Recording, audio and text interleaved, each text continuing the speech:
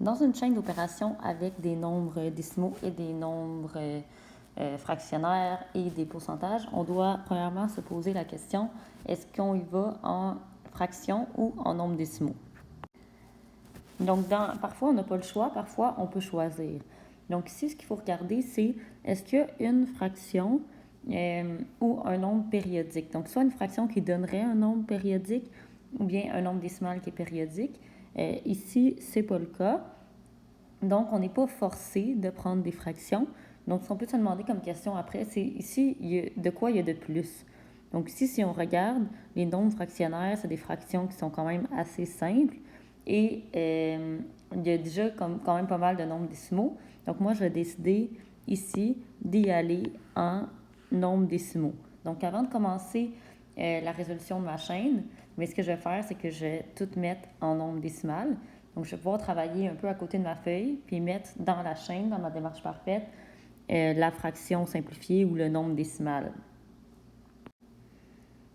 Donc, 7 et 1 cinquième, ça donne 7,2.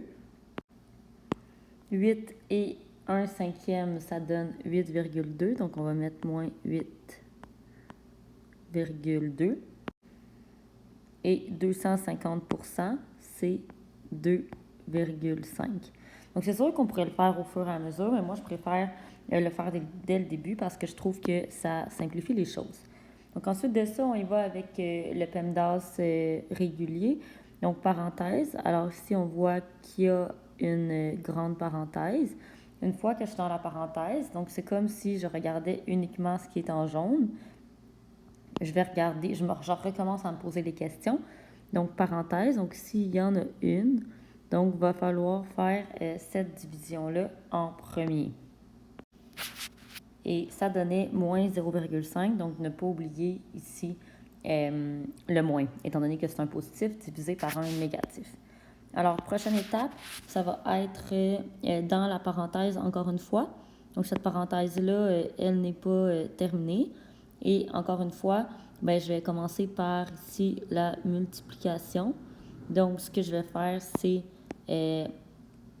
4 fois moins 0,5. Donc, il y en a des fois qui se demandent si devant le 4, on prend le moins ou non. Donc, ici, on ne le prend pas étant donné qu'il y a juste un signe. S'il y avait, disons, plus, moins 4, bien là, on prendrait le moins avec le 4. Mais là, étant donné qu'entre le 3,8 puis le 4, il y a juste un moins, on ne le prendra pas. Donc, le calcul qu'on va faire ici, ça va être 4 fois moins 0,5. Et ce calcul-là donne moins 2. La parenthèse n'est toujours pas terminée, donc on va avoir 3,8 moins 2, qui revient à faire 3,8 plus 2. Alors ici, on va avoir 5,8 plus 2,5. Donc ici, arrivé à cet endroit-là, addition, soustraction, c'est important d'y aller vraiment de gauche à droite. Donc on va commencer par faire ce calcul-là, qui donne 1,4, donc plus 2,5.